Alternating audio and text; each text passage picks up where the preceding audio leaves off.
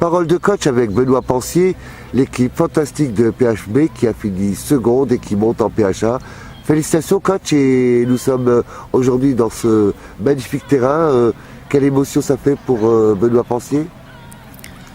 De la joie, tout simplement, de la joie, du bonheur, parce que l'objectif est atteint. Nous allons être en PHA l'année prochaine. C'est que du bonheur, donc aujourd'hui j'ai envie de savourer, même si nous avons de peu échoué sur la première place, qui était pour nous un objectif, on va dire, intra-groupe. Bon, l'objectif club est atteint, nous accédons à la PHA, on va retenir ça. Donc voilà, donc saison prochaine, une marche de plus en PHA. Un petit mot sur l'équipe à féliciter. Il y a des joueurs qui sont à féliciter plus que d'autres de la scène cette saison pour cet objectif. Un joueur plus que d'autres, non, parce que c'est un collectif. C'est un collectif, c'est un groupe, c'est un club même, parce qu'il y a aussi les dirigeants, il y a aussi le staff technique entier qui a félicité, qui a beaucoup œuvré pendant toute la saison. Une montée, c'est jamais le fruit d'un joueur ou deux joueurs. C'est vraiment un collectif. J'ai dû utiliser cette année à peu près 25 ou 26 joueurs. Donc c'est vraiment le fruit d'un travail collectif. Donc le collectif numéro 1 et aussi l'évolution de jeunes qui vont pouvoir grandir avec le ballon. Oui, nous avons intégré quelques jeunes dans ce fameux collectif. Bon, il reste encore beaucoup de travail pour qu'ils puissent parvenir à s'installer de manière définitive. Mais on va dire que je suis assez satisfait quand même de l'ensemble de la jeunesse sénoise. Donc un coach satisfait, un coach heureux. Alors les regards vont être portés vers 2017-2018. Qu'est-ce que le coach va construire à la Seine-sur-Mer au FC Sénois et continuer ce travail avec les partenaires institutionnels et autour de ce grand club?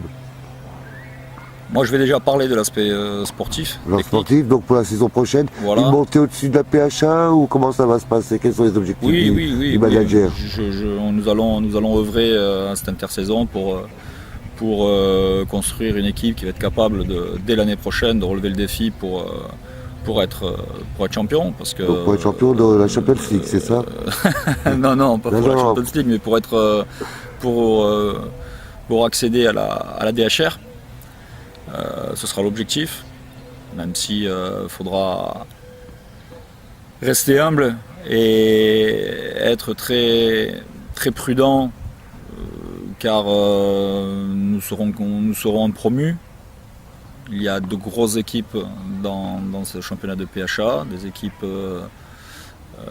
comme la Garde, comme la Londe, comme l'Estérel, Fréjus-Saint-Raphaël. Il y a quand même toute une panoplie d'équipes qui ont également le souhait d'accéder à la DHR. Donc à nous de faire notre petit bonhomme de chemin, d'être gênant pour ces équipes-là et aller jusqu'au bout et surtout travailler pour pouvoir être dans les deux premiers, parce que l'année prochaine ce sera les deux premiers qui monteront en DHR et pour la première fois depuis très longtemps, donc autant profiter de ce petit cadeau.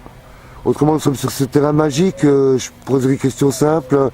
Un souvenir de cette saison, donc il a choisi d'être sur ce terrain pour montrer aux Sénois cette valeur du sport, cette valeur du ballon rond. Quel est le souvenir qui te vient à l'esprit de cette saison ici? J'aurais aimé que le souvenir ce soit le dernier match qui nous offre le titre. Malheureusement, ça n'a pas été le cas. Donc je vais pas parler d'une anecdote particulière. Par contre, certainement un ensemble de matchs où on va dire à 90% les matchs sur ce terrain-là ont été très satisfaisants, ont procuré beaucoup de plaisir. J'aime que mon équipe donne du plaisir, j'aime que mon équipe produise du beau jeu, j'aime que mon équipe fasse vibrer les gens qui viennent la voir et que mes joueurs prennent beaucoup de plaisir. Et je pense que sur l'ensemble, la globalité des matchs que nous avons fait à Valentini, ça a été le cas. Donc c'est un moment aussi merveilleux. Alors des projets pour le coach pendant ces vacances, comment on prépare un peu la saison prochaine? On va chercher des nouveaux joueurs, on fait de la détection, un petit peu, raconte-nous un peu comment ça se passe pour un manager. Bon, c'est pas les vacances encore, parce que nous, on va dire que les joueurs sont en vacances, mais pour le staff, on va dire le plus gros du travail débute, commence, puisque justement on a à constituer un effectif pour la saison prochaine. On a rencontré des joueurs, on a à travailler et à discuter avec le staff. Donc les vacances, ce sera pour plus tard, pour le mois de juillet. Là, tout simplement, comme je l'ai dit, on prend beaucoup de contacts, on rencontre des joueurs. Je peux vous garantir que le collectif de l'année prochaine sera compétitif. Donc voilà, autrement un petit mot pour remercier tous les membres du staff qui font que vous avez gravi un échelon. Il y a des personnes en particulier qu'il faudra remercier, les bénévoles. Très important, un club sans bénévoles ne peut pas vivre. Donc il y a peut-être des bénévoles qu'on peut mettre à la une. Pour ne pas oublier personne, je dirais l'ensemble du club.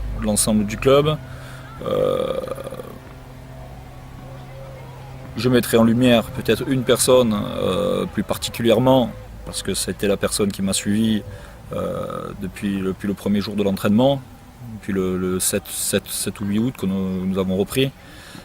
C'est David Boyer, c'est mon adjoint. Je suis convaincu d'une chose, c'est s'il n'avait pas été là, nous ne serions pas parvenus à notre objectif, nous ne serions pas montés, c'est une certitude. Il est pour moi très important, c'est pour ça que j'ai souhaité qu'il continue à mes côtés pour l'année prochaine, même si nous allons renforcer le staff également avec la venue de Serge Mendy qui était éducateur en U19 pour on va dire agrandir le staff technique. Mais voilà, on va dire la première personne qui aujourd'hui me vient à l'esprit, c'est David Boyer. D'accord, donc ça c'est très important. Autrement, qu'est-ce qu'on pourrait un peu parler de l'actualité du football? Monaco, champion de France, une émotion particulière que cette année une équipe du Sud soit championne de France dans le football. Pour le Sud, c'est une marque de respect, de travail du ballon.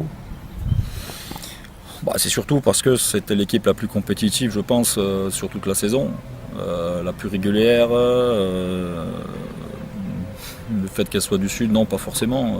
Moi, je suis pour les équipes qui pratiquent un beau jeu. C'était le cas avec Monaco. Ils nous ont régalé, que ce soit en Ligue des Champions, que ce soit au championnat. Ils ont marqué beaucoup de buts. Un jeu très attractif, très dynamique, très tonique. Voilà, donc ça me semble normal et logique que ce soit Monaco qui soit champion de France. Après, l'équipe de France, un petit peu, là aussi, le début des matchs éliminatoires pour la prochaine Coupe du Monde. Ouais, ils sont dans le bon wagon, ils font leur petit bonhomme de chemin, tranquillou.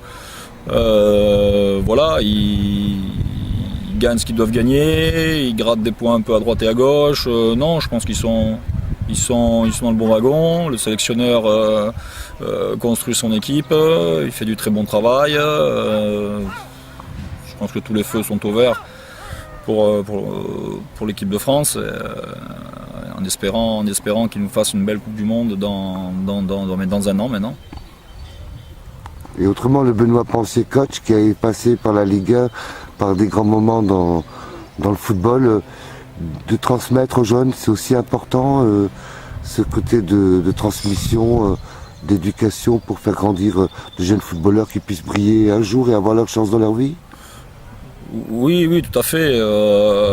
Après, Moi, j'ai toujours aimé travailler avec des jeunes. J'ai toujours aimé travailler sur la formation parce que chez un joueur qui est jeune, il y a tout à former. On le formate à notre façon, à la manière dont on construit le football. C'est plus facile chez un joueur de 18, 19, 20 ans que chez un joueur qui a 32 ou 33 ans, qui est déjà formaté et qui changera pas de toute manière. Donc voilà, et puis je pense que c'est l'avenir pour un club. Au jour d'aujourd'hui, les clubs ont de moins en moins de moyens financiers, voire même plus du tout, ce qui est notre cas. Donc faire venir des joueurs qui ont 30 piges, qui sont et c'est justifié, en demande d'indemnité ou on va dire des avantages, ça devient de plus en plus difficile au sein d'un club amateur. Donc c'est vrai qu'il est nécessaire et indispensable de s'orienter vers la jeunesse du club, la formation. Et moi, mon entre guillemets, pas mon rêve, mais mon objectif, même si dans 4-5 ans je serai certainement plus ici, mais ce serait que dans 4-5 ans l'équipe 1 soit quasiment que des joueurs formés au club. C'est important aussi parce que c'est porter aussi les valeurs d'une ville, les valeurs du terroir, et je pense qu'aussi c'est important, non, pour donner de la confiance à cette jeunesse qui est une nouvelle génération, ce qu'on appelle la New Generation. C'est vrai que la nouvelle génération, d'un point de vue état d'esprit, est très particulière. C'est sûr que c'est pas forcément la même mentalité que lorsque nous étions, on va dire, sur les 20, on va dire, 18-22 ans. C'est une autre forme d'état d'esprit. Je pense que c'est à nous à nous adapter aussi. C'est à nous à nous adapter aussi, à leur tendre la main et pour que justement la meilleure osmose se fasse au sein d'un groupe. Donc parole de coach, c'est un moment aussi important donc de saluer tous les joueurs. Un message pour les partenaires, pour les remercier infiniment de leur fidélité et éventuellement de lancer un petit appel pour d'autres partenaires qui pourraient rejoindre le FC Sénois dans cette conquête fantastique de cette aventure magnifique. Ben oui, un grand merci à toutes les personnes, de toute façon, toutes les structures, toutes les entreprises, la municipalité, de nous suivre, de nous aider dans notre entreprise. Voilà, un grand merci à toutes ces entités qui œuvrent pour la réussite d'un club qui se veut avant tout associatif, donc social. Et voilà, un grand merci. Qui aime ces jeunes, voilà, qui aime la liberté du ballon et ce jeu du ballon. Oui. Ah ouais. Autrement, dans l'actualité, Paul Guibert a été nommé à la Fédération française de football. Un message pour M. Guibert qui a été élu dans cette haute instance. Pierre, félicitations à toi, je suis content, je sais très bien que tu vas faire du très très très bon travail parce que tu es quelqu'un de très compétent et quelqu'un qui aime le football, qui aime sa région et qui a œuvré depuis très longtemps pour développer, pour faire évoluer le football au sein du Var. Écoute Benoît, là c'était des paroles magiques, on te remercie infiniment, on voit que le soleil se lève un peu comme sur ta grande carrière de coach. Après celle des gardiens, maintenant celle de coach. Je te souhaite que tu ailles très très très très loin. C'est-à-dire plus haut que José Mourinho, je crois, ou plus haut que Zizou. Bah attends, tu vois au moins un Zizou. Tu vaux 2-3 Zizou au moins, non? Non. Ah si, je pense, parce qu'à la scène, c'est quand même, c'est le Real de Madrid, mais avec les difficultés en plus, non? Plus le Barça par contre que le Real de Madrid, c'est possible. Alors on va dire le Barça avec les finances en moins. Alors en vrai, voilà. Donc on salue chaque joueur. Un peu, tu peux donner le nom de cette équipe qui a monté la scène. Alors on a eu gardien, on a eu Alvin Jean-Pierre et Enzo Imperial qui ont été nos deux gardiens et Laurent Mendy qui a fait quelques matchs aussi. Ils ont des surnoms les trois, non? Ou ils ont leur petit nom. Alvin, Enzo et Lolo, voilà, qui ont été les trois gardiens qui ont qui ont joué sur des matchs différents. Ce sont été les 3 gardiens, 3 merveilleuses personnes avec qui j'ai énormément aimé travailler. 3 gardiens de qualité, et qui ont... Je ne devrais pas dire ça parce que je vais les vendre, mais qui n'ont rien à faire à ce niveau-là, mais qui resteront avec nous l'année prochaine. Le sang de la Seine-sur-Mer. Ben, je l'espère. Ensuite, au niveau défensif, on a eu Hugo Sanchez, on a eu Yacine Novelli, dit Papiche, on a eu Ilyes, on a eu Nansou, on a eu Franck, Valentin aussi qui a participé, un peu de matchs mais il en a fait quelques-uns, Valentin Verdu.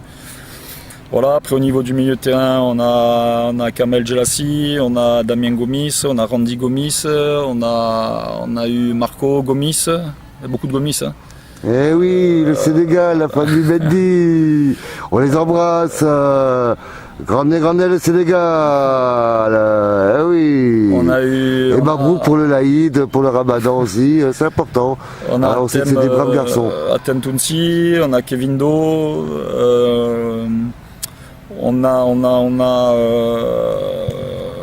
je crois que j'ai dit tout le monde au niveau du milieu. Après au niveau de l'attaque, on a Karim Halal qui a 35 ans, a fait une saison remarquable avec pas loin de 20 buts au compteur. On a Brahim qui est également un attaquant qui a également frôlé les 20 buts. Il y a eu Johan Béchine aussi, il y a eu Mango, il y a eu Feissou. Voilà, j'espère ne pas en avoir oublié. Et si j'en ai oublié, qu'on m'en m'excuse. Ils sont tous dans mon cœur. J'ai passé une excellente année à coacher ce groupe très talentueux. Et j'espère pouvoir encore compter sur eux pour la saison qui suit. Parce qu'il y a encore beaucoup de travail à faire. Et je parlerai maintenant d'objectifs de monter en DHR, non plus de monter en PHA. Et j'ai envie que ces joueurs-là connaissent un niveau plus élevé que la PHA, c'est-à-dire la DHR, parce qu'ils méritent tous d'y aller par rapport à leur niveau de jeu. Écoute, on répète, là c'est le FC Sédois, la saison prochaine, direction DHR. Voilà. Vous avez entendu les Kings? Ça va être chaud la saison prochaine. Allez la Seine, allez le FC Sédois. Grande coach. Parole de coach Benoît Pensier. Son équipe a passé la marche. Objectif réalisé en PHA. Saison prochaine, DHR.